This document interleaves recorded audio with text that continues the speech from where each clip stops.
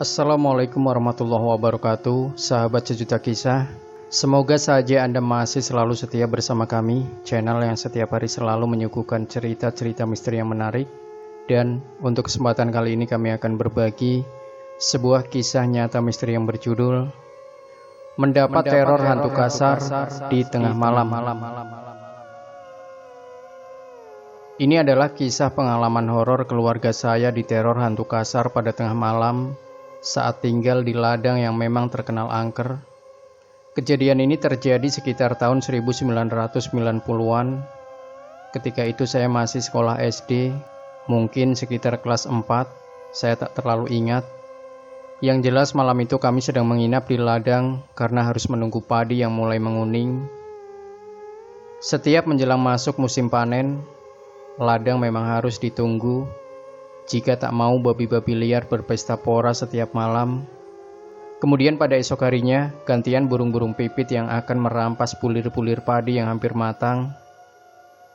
Pada musim menunggu padi inilah, saya dan keluarga mengalami kejadian yang membuat bulu-bulu roma berdiri, serentak tanpa komando.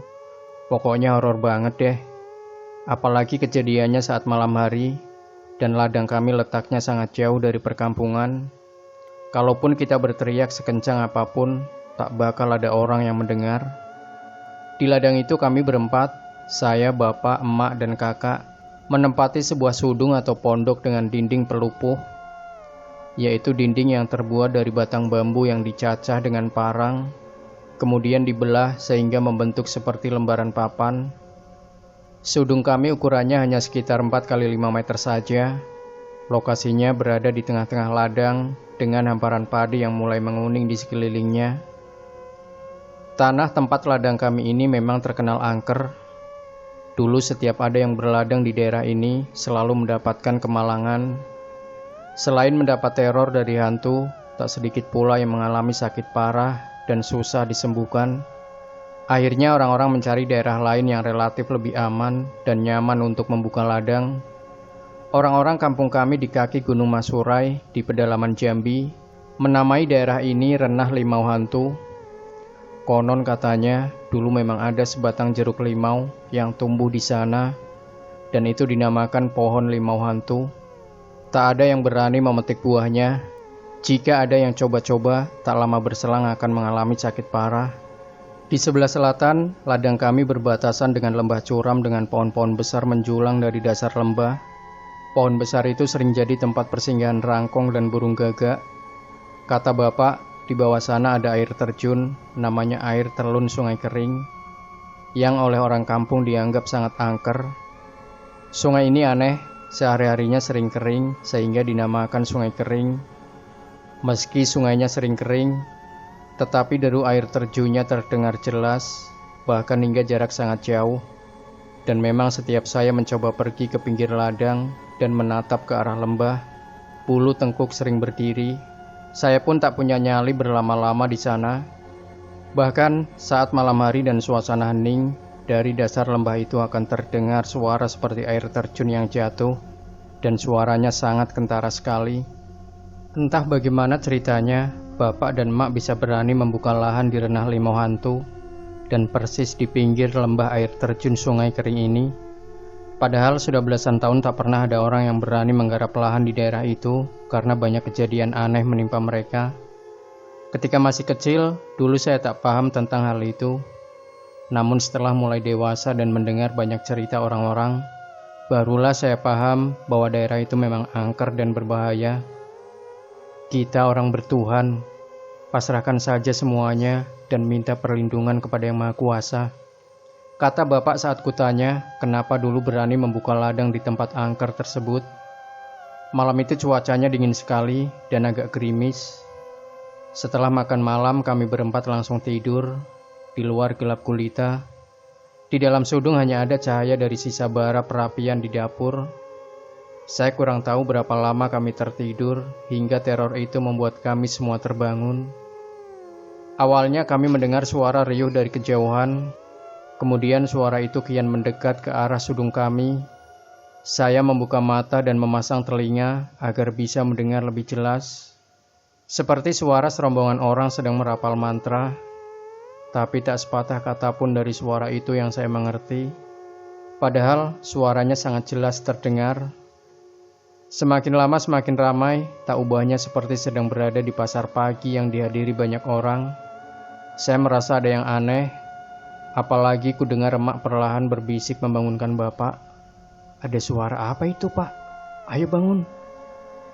Dalam gelap ku dengar bapak bangkit dan membuang selimut. Bapak lalu mengumpulkan sisa bara perapian yang nyaris padam, meniupnya dengan potongan bambu dan api pun menyala menerangi seluruh ruangan.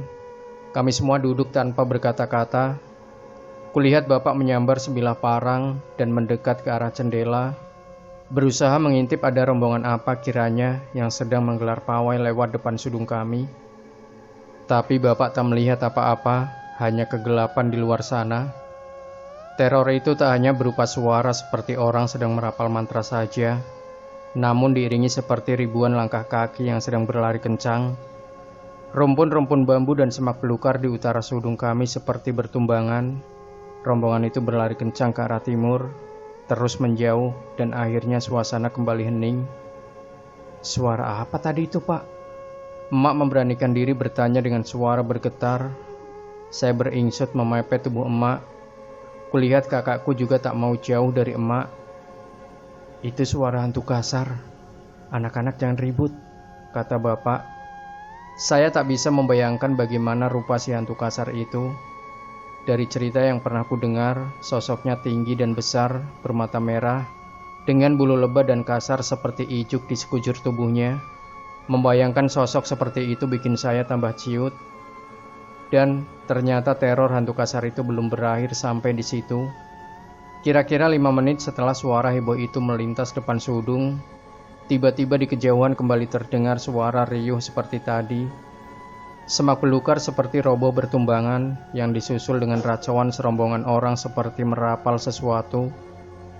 Kami sontak terdiam, dan bapak kulihat membuka Al-Quran dan mulai membaca surat Al-Fatihah dan surat Al-Baqarah.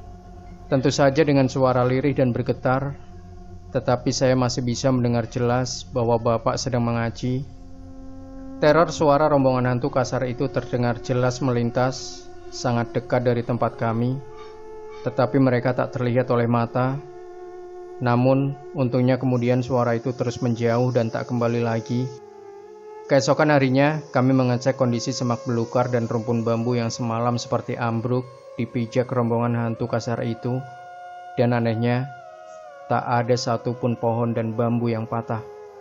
Tak ada bekas apapun yang menandakan jika semalam ada rombongan sesuatu melintas di sana. Teror hantu kasar ini sungguh mengerikan. Sungguh saya tak pernah bisa melupakannya.